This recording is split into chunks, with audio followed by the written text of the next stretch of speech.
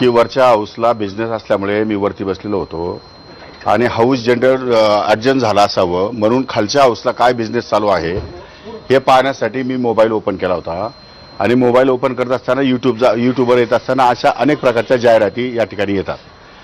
तर त्या जाहिराती स्किप कराव्या लागतात. ते स्किप करत होतो मी. स्किप करता करता त्या 2-3 ठिकाणी कुणी माझ्या पेकडे असतो मोबाईल, माझ्या कोणाकडे असतो तो ती जाहिरात स्किप करता मला एक 2-3 सेकंद या ठिकाणी लागले. त्याने 18 सेकंद दाखवलं. त्यांनी जर आणखी पुढे दाखवला असता तर तो स्किप केलेलं त्यांनी दाखवलं असतं ना. पण त्यांना ते दाखवायचं नाही आणि ते विरोधी पक्षाने दाखवणारच नाही. बरं ते काही वैयक्तिकरित्या फक्त माझ्याशी चर्चा करताय, कधी माझ्या कपड्यावर बोलताय, कधी माझ्या मोबाईलवर बोलताय, कधी माझ्या गाडीवर बोलताय, पण माझ्या धोरणांवर, माझ्या कामांवर, मी केलेल्या शेतकऱ्यांसाठी केलेल्या जे काही उपाययोजना आहेत त्या संदर्भात विरोधी पक्ष नेता कुठलाही बोलत नाही.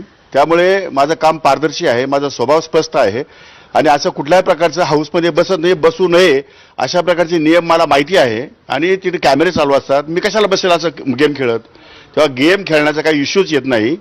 ती स्काईप करायसाठी मी ते 2 वेळा मी स्काईप करायचा प्रयत्न केला. माझ्या लक्षात नाही आलं स्काईप पटकन कसं करायचं. नंतर स्काईप दुसऱ्याच सेकंदाला स्काईप झालेला आहे, तो स्किप झालेला आहे नंतर. पण तो स्किप झालेला तुम्ही व्हिडिओ दाखवलाच नाही. तुम्ही व्हिडिओ एकदा पूर्ण बघा आणि मी तो स्किप केला की नाही बघा, तुम्हाला लगेच लक्षात येईल. आम्ही नाही काढलेला तो व्हिडिओ तुमच्याच बरोबर. ज्याने काढला असेल काढू द्या ना. काढणं बाबतीत दुमत नाही.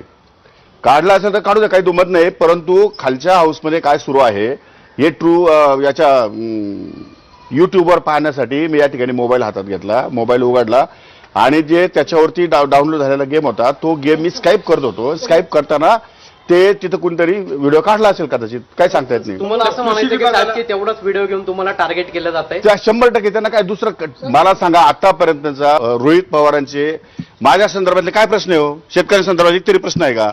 शेतकऱ्याची काळजी त्यांनाच आहे, आम्हाला नाही का? अहो आम्ही शेतकऱ्यांसाठी गावगाव फिरतो, विभागात शेतकऱ्यांसाठी बैठका घेतो, नवीन धोरणं तयार करतो, नव्या प्रकारचे आदेश देतो. इतक्या मोठ्या प्रमाणात काम सुरू असताना त्यांना ते काम कसं दिसतं? त्यांना रिकामे उद्योग का दिसतात?